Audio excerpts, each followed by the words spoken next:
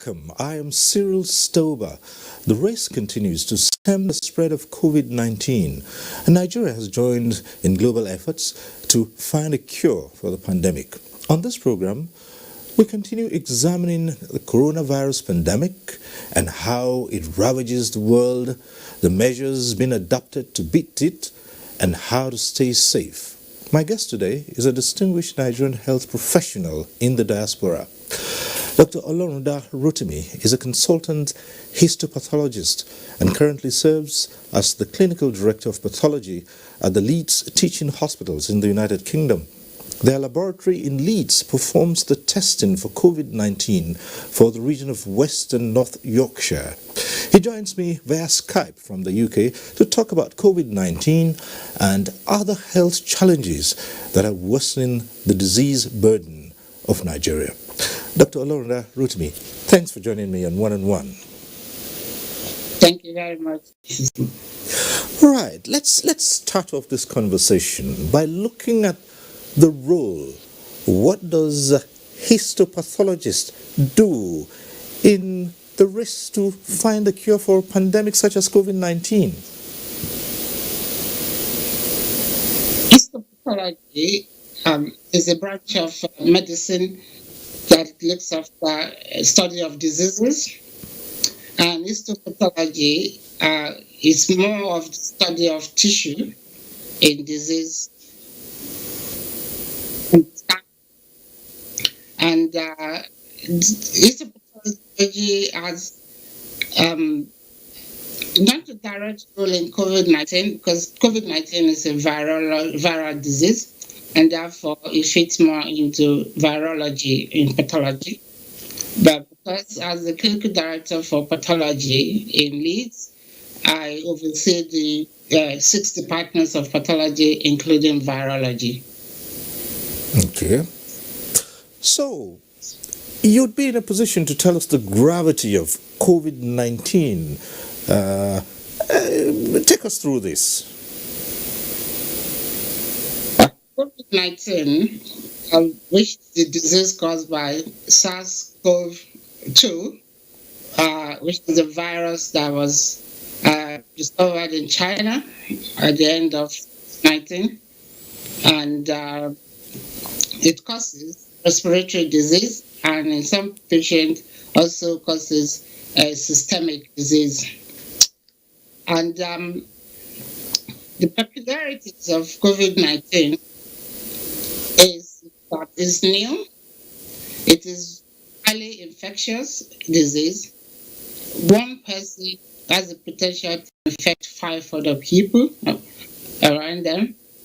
And the dose that is needed to infect somebody is very low, unlike some other diseases where you need to have a high dose to get the disease. And the other thing that makes it peculiar is also that because it's transmitted by inhalation of aerosols that has been released by other people who are infected, it therefore, all you need to be at risk of it is to be alive and breathing. And also, at this moment, there is no cure for COVID-19 and there's no vaccine for it.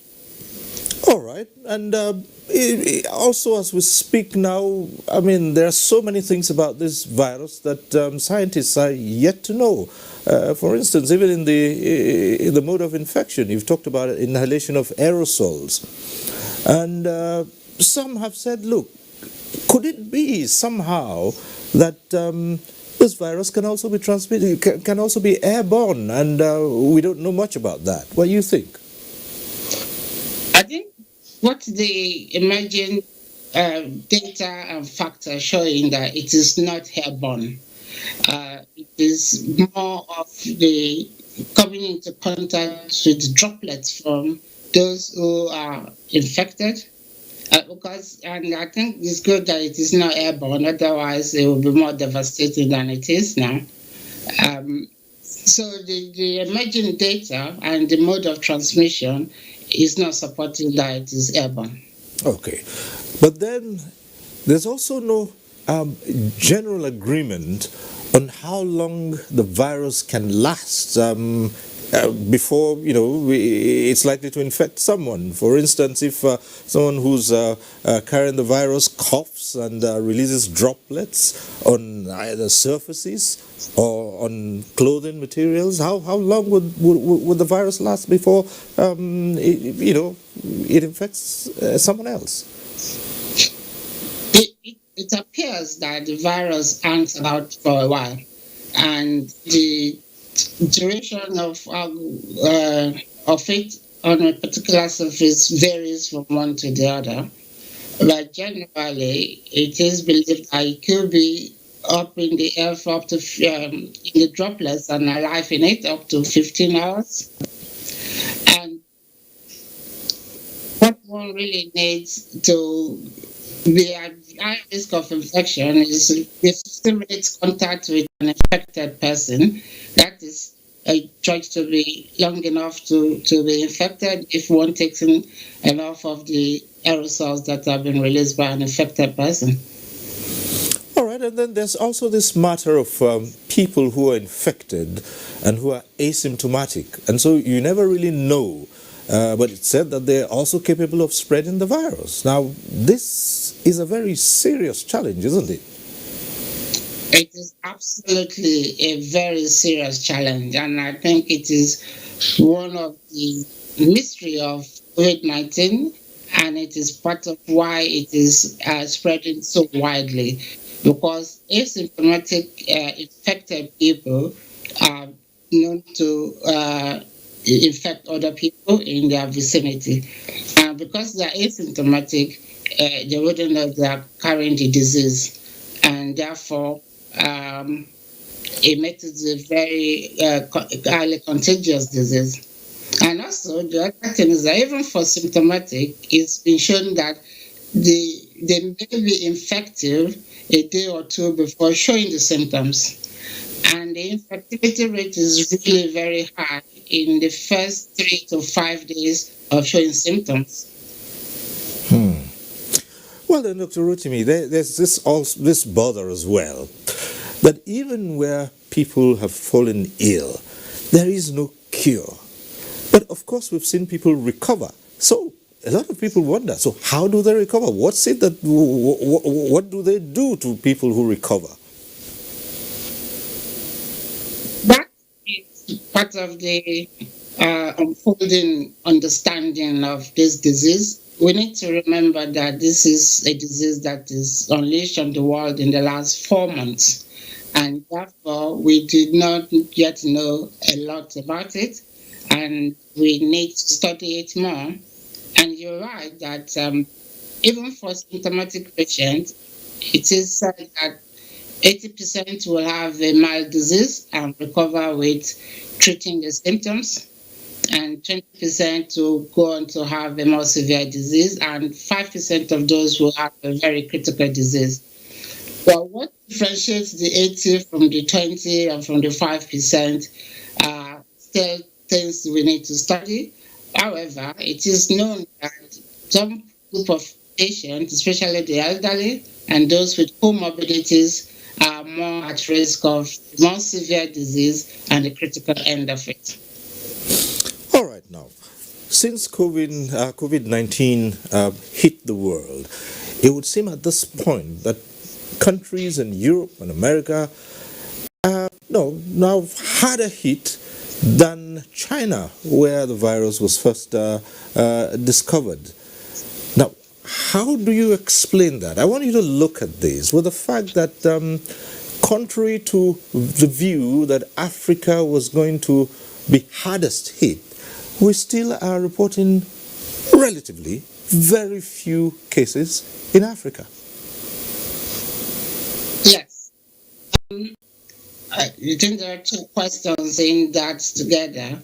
The first is why is the Western European countries and North America showing more disease than China? Yeah. And that, well, I think part of that is the attitude of the people in Europe to the disease originally, because initially, the view is taken that it was a China disease, a China problem. And people were hoping that perhaps it will go the way of the of SARS-CoV-1, which was the SARS disease that came in 2003, and that it started in China and largely was contained in Asia. And I think at the beginning of this current pandemic, most countries were seeing this as a China problem, and a famous president was calling it the China disease or Wuhan virus. And therefore, the attitude of the government and were a bit slow in getting ready for this pandemic. And when it came round, it was a bit behind the curve in catching up with it.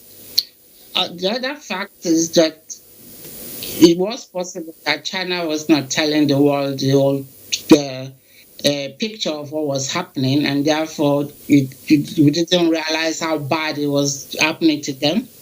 However, they apparently took very strong action in closing down that region where it started, and therefore limited the transmission within their country. And but by the time it came to Western Europe, we were not really ready as we should be, and therefore we're chasing the virus rather than being ready for it. And as to why it seems to be relatively low in Africa, and sub-Saharan Africa in particular, I think that is an emerging situation that we need to wait to see before we come to a conclusion. Okay. Initially, especially when one looks at the European belt and North America, where the disease is very predominant, they were said to be in the latitude 40 degrees. And these were areas of the world where they had persistent low temperature at the time in the winter period. And maybe that has something to do with the survival of the virus and transmission. However, what to keep in mind is that this virus has really shown a hand of where we live in a global village of the world, and travel had been a key means of transmission of this disease. Because when you look across the world, the epicenters are cities and states with high international travel. So New York, London, northern Italy, and Spain, where lots of people go for holiday. And therefore, if you could see that same trend even in Africa, because South Africa has the highest international travel in Africa and also now has the highest number of cases of COVID. So perhaps the fact that Nigeria was quick to close down international travel may turn out to be a very wise decision, and in stopping the inflow of the virus from Europe and America, where a lot of Nigerians travel to and from. All right. Now, speaking about Nigeria, the initial cases we saw were people who had traveled back to Nigeria from either the UK or the US, or as the index case was, from Italy. But now we're beginning to see traces of community infection. How worrisome is that? That should be very worrisome, really, especially because of the high infectivity rate I described earlier, and knowing the way our houses are built in Nigeria, the way we have a communal kind of lifestyle, it therefore makes transmission to be very, it will be very quick if it is not contained. And it is why Nigeria should really take this very seriously and prepare and to contain the disease as quickly as possible. Now, it's been said Testing is the key. The WHO itself recommends massive testing. Now, many African countries, Nigeria inclusive, are yet to attain that level of mass testing. How quickly should they get on this?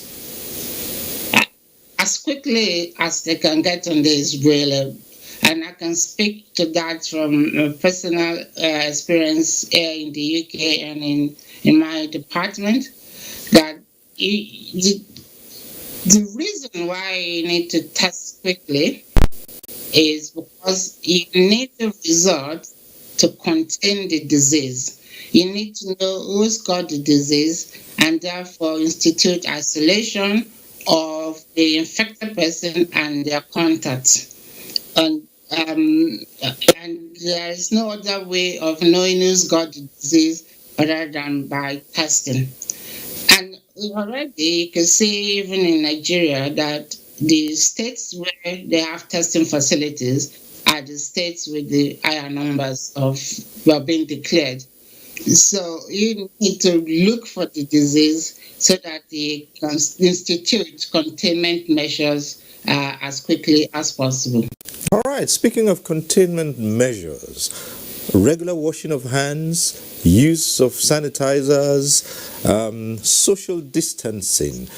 But these are challenges in these parts, especially when you talk of regular washing of hands under running water.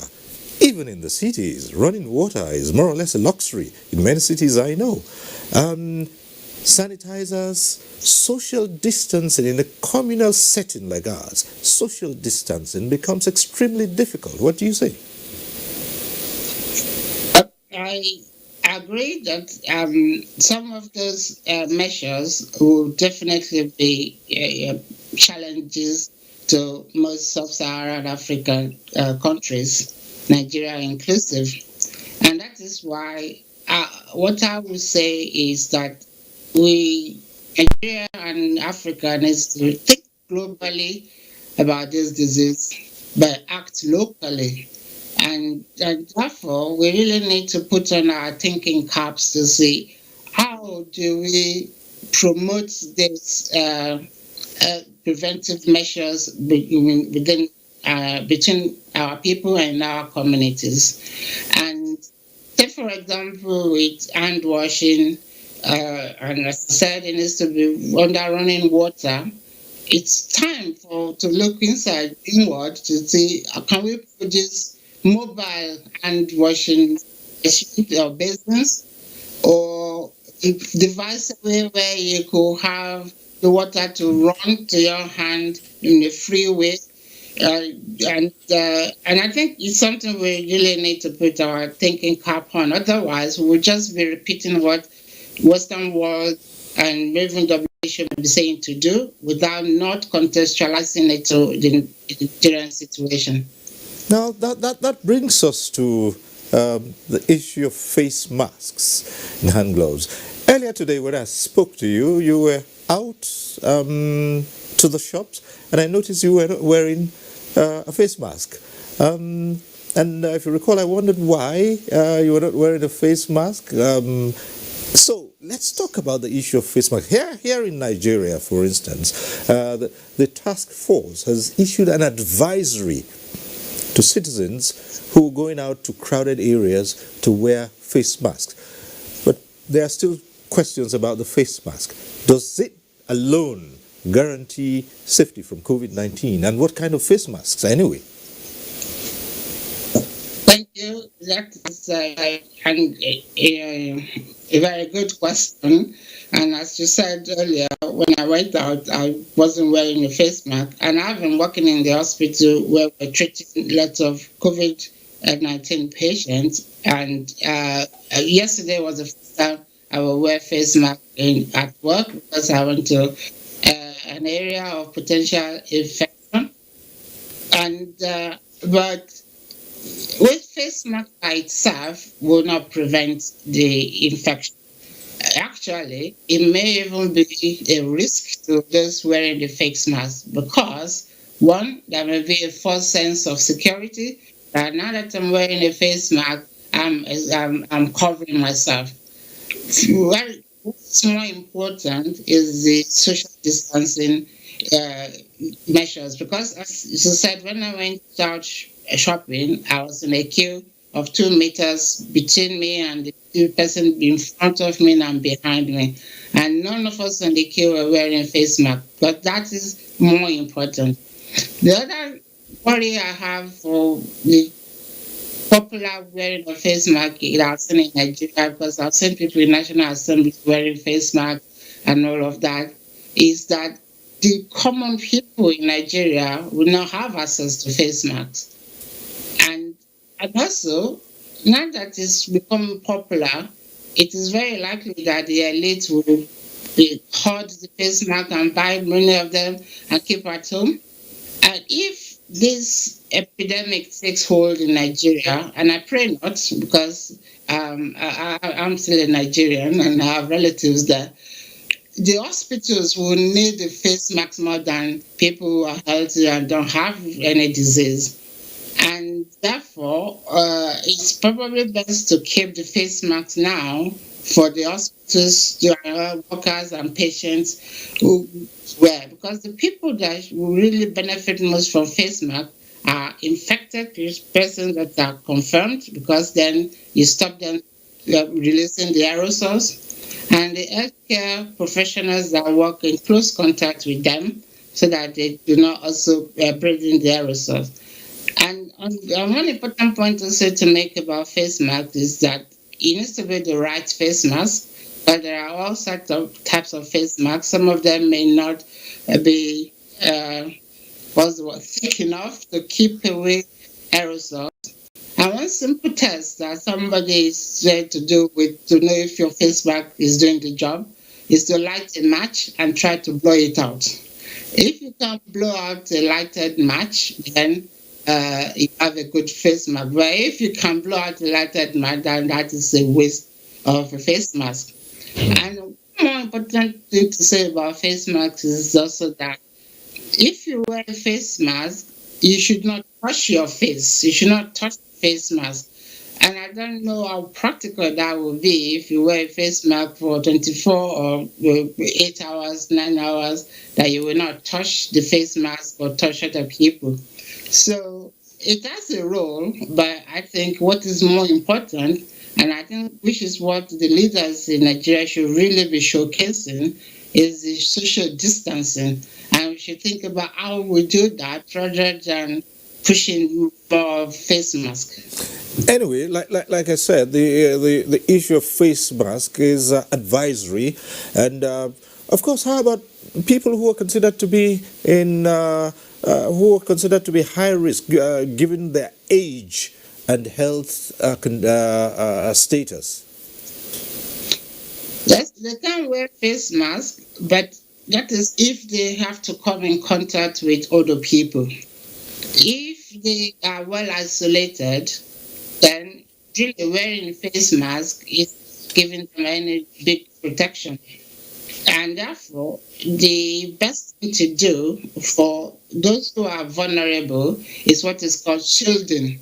So, which is what has been instituted in many of the European countries, to say if you're in a vulnerable group or you're over 70, stay at home in your house. And even your family should not visit. When they come visiting, they leave food on your doorsteps and you pick them yourself. And so you call for help if you need.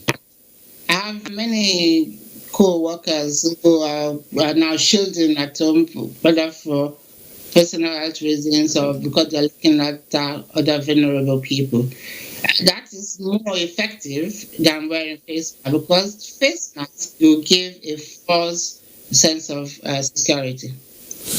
All right. Now let's come to the other aspect of it. They've always talked about prevention being better than cure.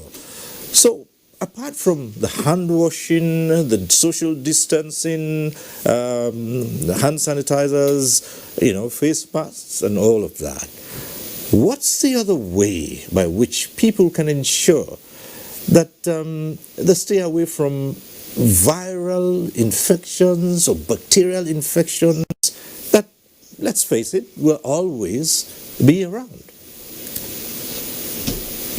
Yes. I think the simple answer to that question is a high degree of personal hygiene. Hmm. And I would not repeat all the things about hand Right. washing, but that is really very important.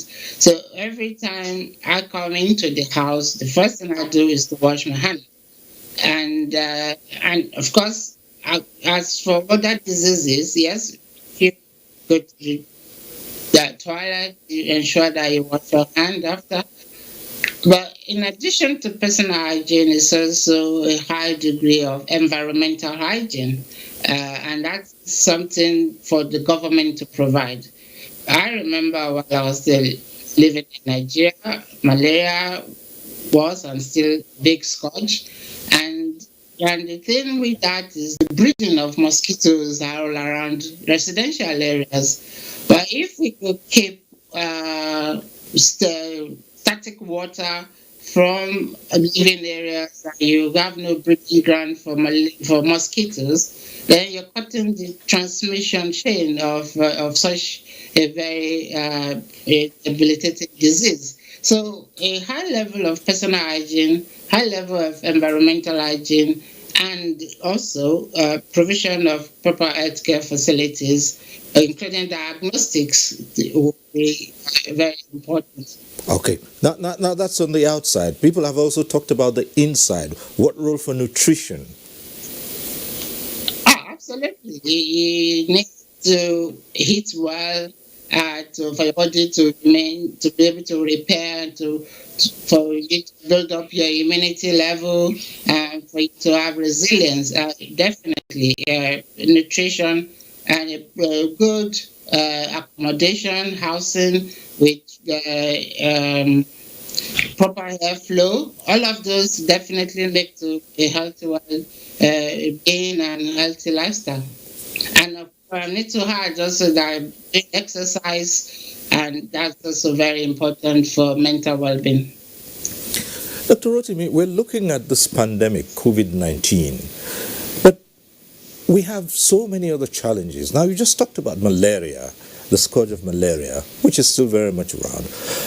Again, Nigeria has had to deal with Lassa fever, and these are, infections whose sources are well known.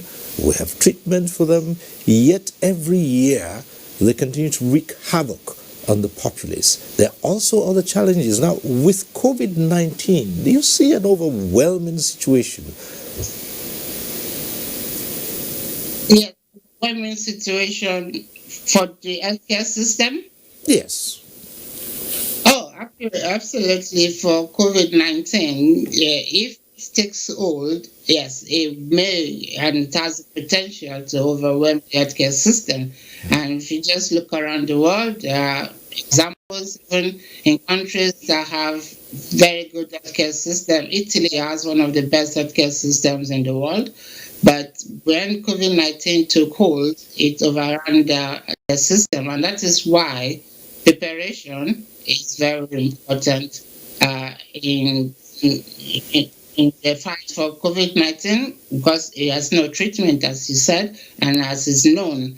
And, um, and the preparation that needs to be done is to ramp up the healthcare facilities in uh, in anticipation of a surge. So you have a plan that in the event that it takes hold and let more people need hospitalization and some may need intensive care therapy. So this is the time to start preparing for that surge, to try to start to see how you expand the intensive care unit capabilities of the healthcare system, and to try to see how to expand the admission and beds for those that may even have mild disease that may not need ventilation, but still may need to be admitted to hospitals. And part of the way to do that may include involving private healthcare system and also to look at setting up healthcare facilities in the remote areas because not everywhere has hospitals, and this will also need to be cared for. All right, Dr. Rotimi.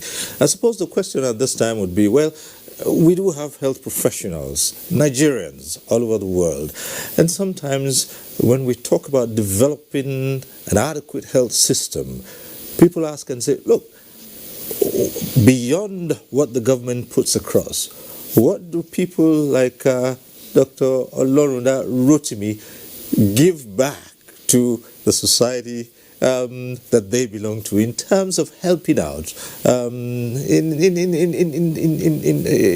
ameliorating the health challenges? Yes, there is definitely a big role for those in diaspora to help in the healthcare system and actually in the whole aspect of life in their countries of origin. But sticking to healthcare, which is my area, there are various ways where people could give back. You can give back by setting up healthcare facilities that have a decent standard, and that could be as a business model. And that, while it brings profit to whoever sets them up, will also allow for employment because you need to employ people to work in those areas and therefore contribute to providing healthcare for the people. But I think the more important area is the non-for-profit contributions from those of us in the diaspora. And that may be in the form of coming to give free healthcare to people uh, through medical mission trips, and provide them resources in areas where one sees the need. And it needs to be needs driven. And I'll tell a quick story here that I was visiting Bowen Medical School in Obumasho back in 2014, I think.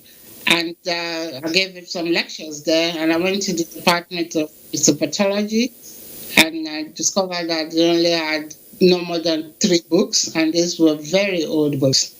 And I really felt touched by that. So when I came back to my department here in Leeds, I raised a Book for Africa campaign, and I got all my colleagues to donate their one or last edition books. So the one they just bought the new edition of. Within a week, we had 80 books contributed, filled up a room, and these are arranged into 4 packages. And one definitely went to Bowen because they stimulated the need for that, and another to Ikiti State Medical School, and one to Lute, and one box actually went to Zambia because on one of my trips to East Africa, I met a Zambian pathologist who said, oh, they really needed books. So, yes, so those in diaspora can help in providing resources, and these resources are available. But the more important role that of us in diaspora can play is capacity building in our various areas of specialization and discipline. And I personally, I have been doing this since 2006, and almost every year I have a trip to Nigeria or other parts of Africa to run training workshops for pathologists and lab scientists. And over the years, I've done over 15 of such training workshops.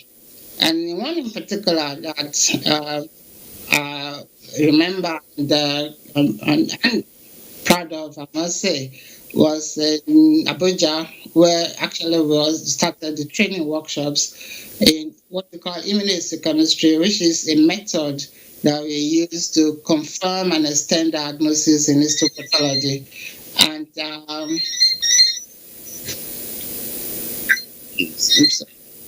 Yes. and, uh, and these workshops we ran twice in Abuja, And at the end of it, well, we established the National Reference Center for Immunohistochemistry in Abuja, uh, because then Chief Medical Director of the National Hospital in Abuja was quite interested, and that was Dr. Ajuro. And I had a very dynamic local host in Professor Chadmojo, that we collaborated together to run the workshop and to provide this. So there is a lot to do in the area of capacity building, and I think I will enjoy my fellow diasporans to think about that. All right, let's quickly go back to COVID-19 for a while. The race is on to either get a vaccine or a cure.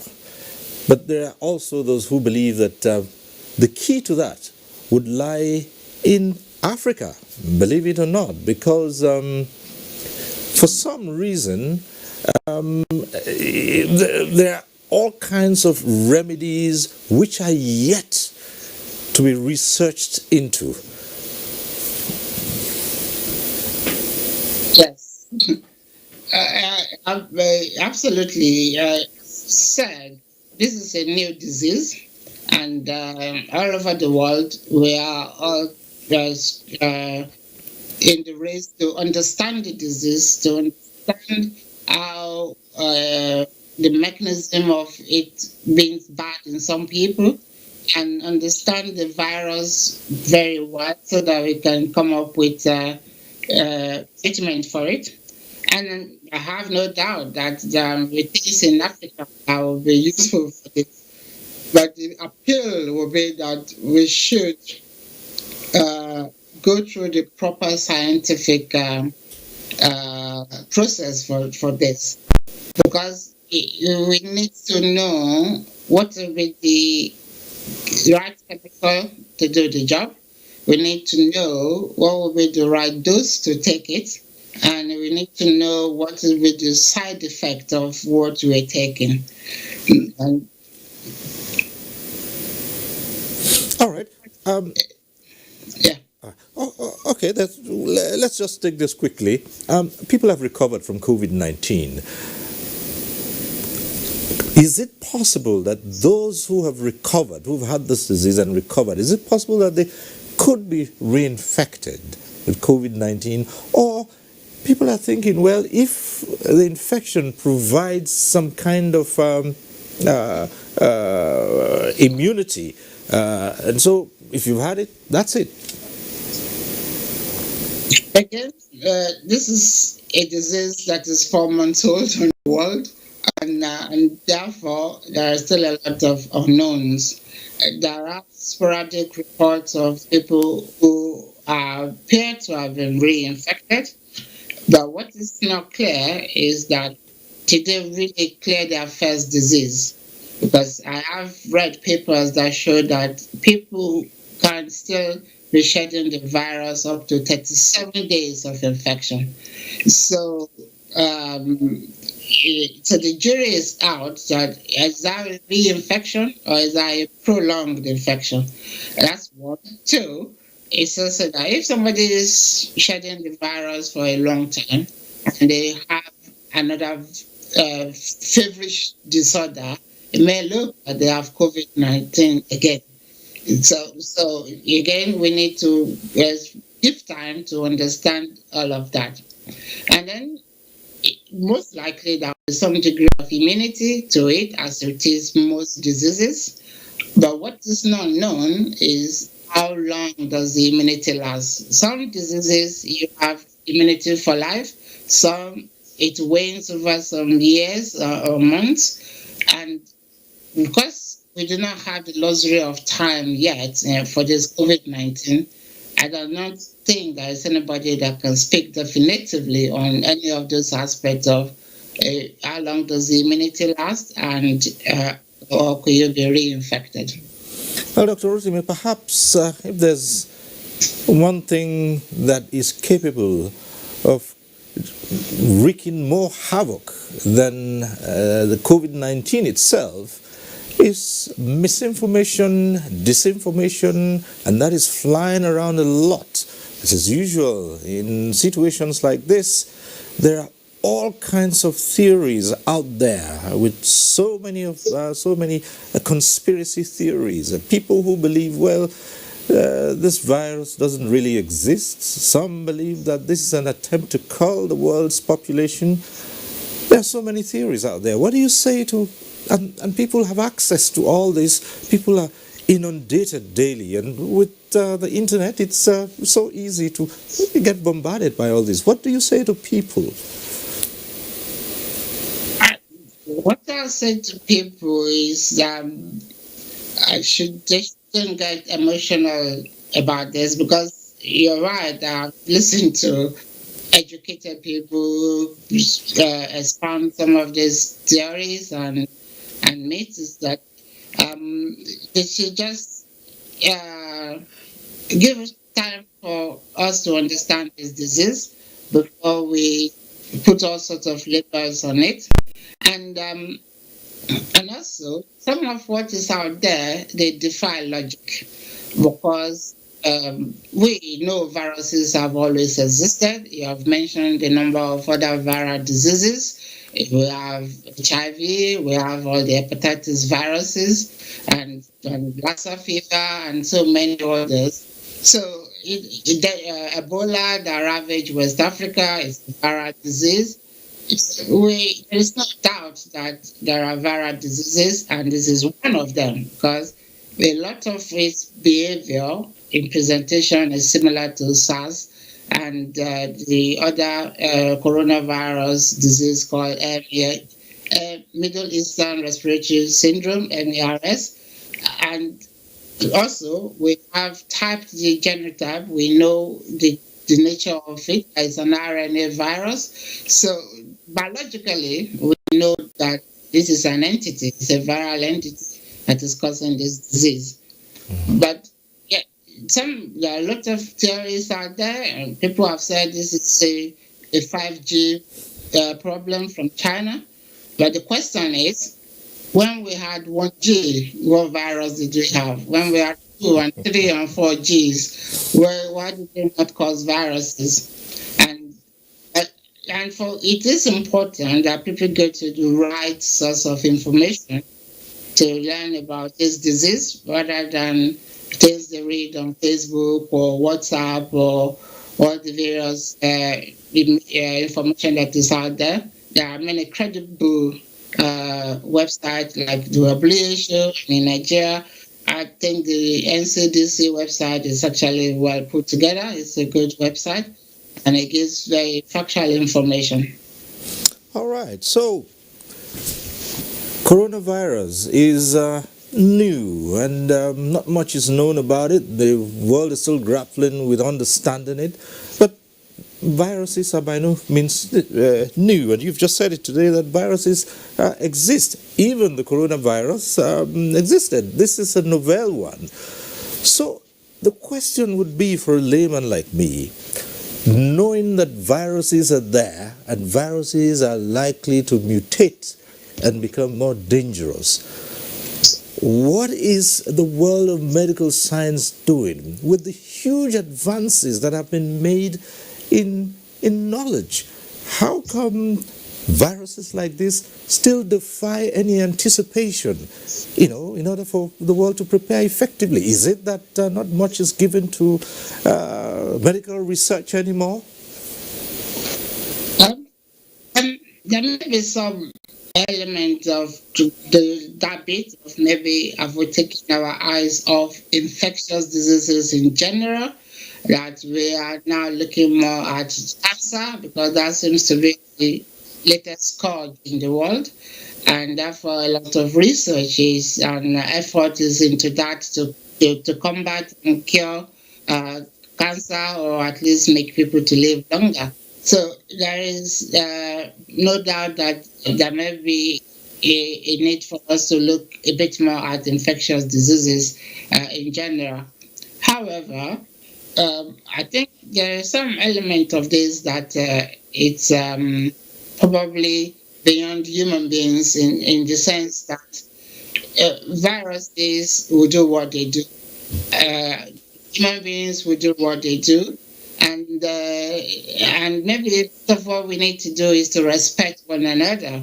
Because if the theory, which is very likely, that this coronavirus has jumped from bats into humans, the question is, what are we doing with the bats that will have caused that kind of a zoonotic disease to come into humans?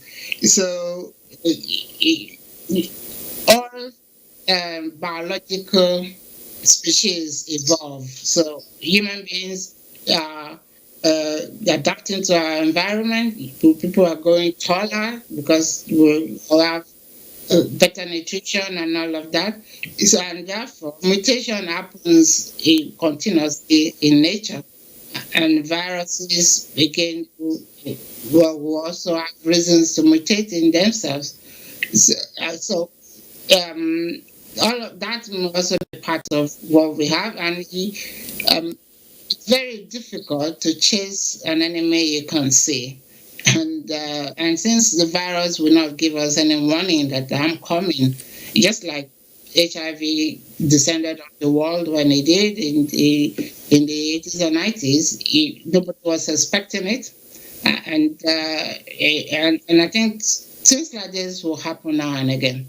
But the warning to the world is a preparation for an event like this. Say how do we move quickly, and how prepared are we? And I think that's something I think I'd like to come back to say for Nigeria. We still need to prepare a bit more. We need to look a bit more at our response to this virus, because countries like Nigeria and most of Sub-Saharan Africa have an advantage in this.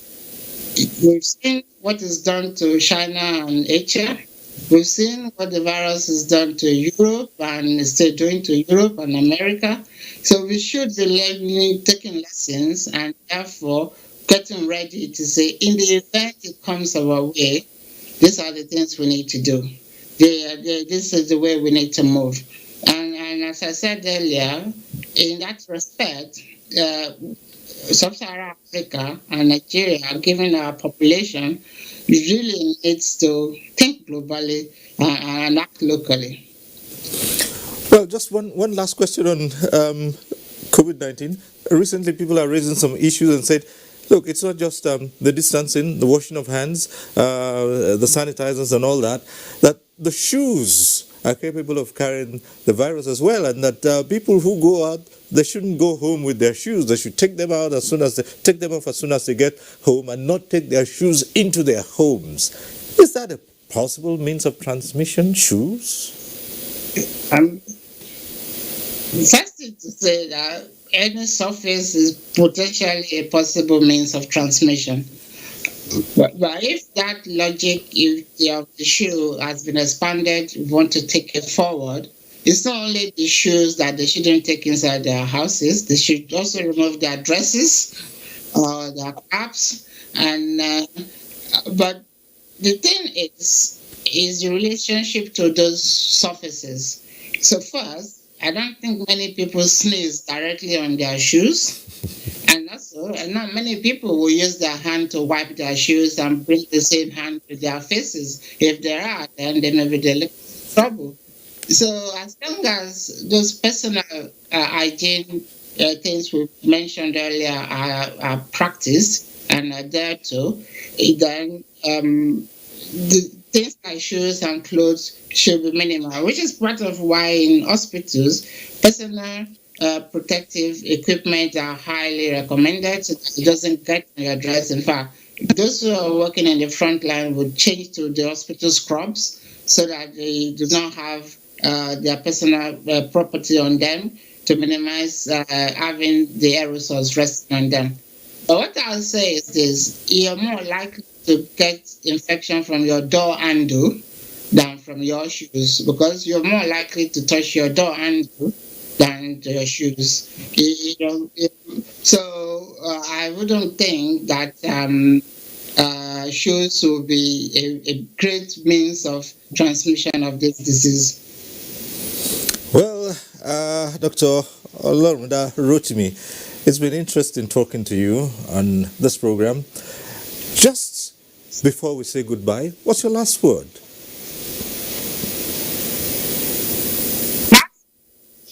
For Nigeria, well, it's prepare.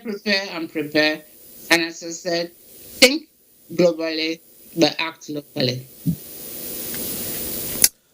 Thank you very much, Dr. Olorunda Rotimi, consultant histopathologist. We thank you very much for sharing your thoughts with us. Thank you. We hope to see you very soon, and please stay safe. So thank you very much, and same to you. And I look forward to speaking to you again. Right. Thank you. Thank you. And that's our program today. We thank you for watching. Next week we'll be back with One-on-One. I am Cyril Stover. Bye for now.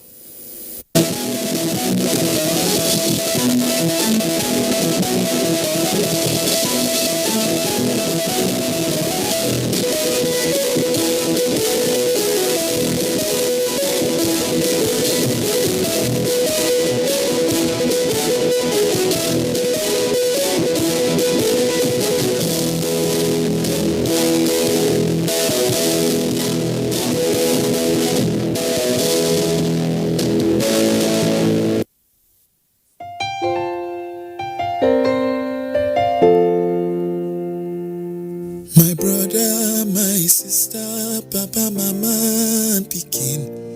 Corona, no big pass us. We go fight time, we go win. As long as we remember to always do the right thing. Wash your hands, love each other, we go win. Oh. Corona, na the virus, we dey worry human being. E no get Lego, but e dey waka from person to person. But we fit beat am, we fit stop am if we maintain good hygiene and practice social distancing. We go win. Oh. No shaking hands with your neighbor. Blow them a kiss from afar. Use soap and water to wage war. Let's show this thing who we are. We are special, we're courageous, we are awesome human beings. We dey super, we get power, we can conquer anything. If we hear word and obey laws and exercise discipline. Wash your hands, love each other, we go win. Oh. If it be like say you know well, like it's something they do you, and you feel say, you believe say, you get to see they do you, and your body no grisogy, like it's something they do you. No let panic finish you, you go win. Oh. Self-isolate for the sake of all the people that you love. Oh, don't go around spreading rumors, cause fake news won't help anyone. You are special, you're courageous, you're a caged human being. You too much, oh, you get power, you can conquer anything. Only if you hear word and obey laws and exercise discipline. Wash your hands, love one another, we go we know. My brother, my sister, papa, mama, and pikin. COVID-19, no big pass, we go fight and we go win. Just as long as we remember to always do the right thing. Wash your hands, love each other, we go win. Oh.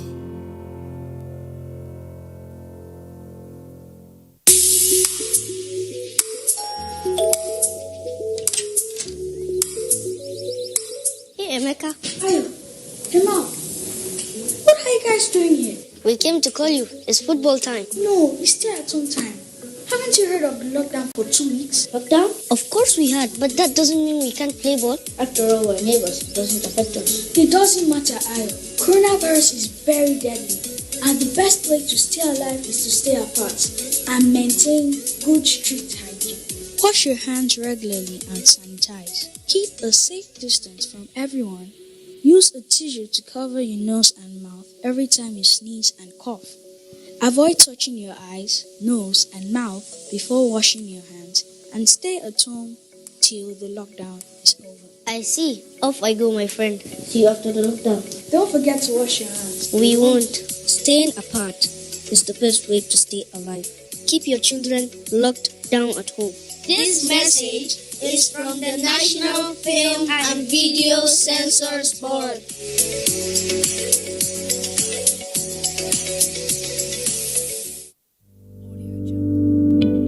Coronavirus is real. Steps to avoid this pandemic. Wash your hands regularly or sanitize your hands. Keep social and physical distancing. Avoid crowded places. Stay at home unless absolutely necessary. Don't touch your eyes, nose, or mouth if your hands are not clean.